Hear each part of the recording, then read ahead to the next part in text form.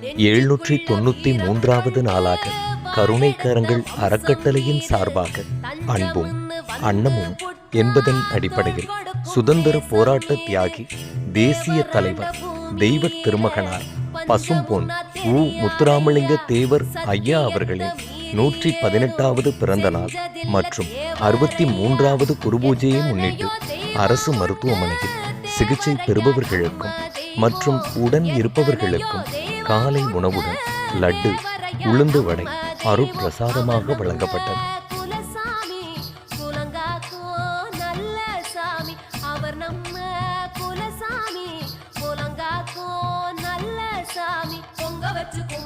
கொலவையிட்டு கூப்பிடுவோம், தேவரையா வருவாரு, நம்ம தேவரையா வருவாரு. மாணிக்கந்தா மாணிக்கந்தா மரவர்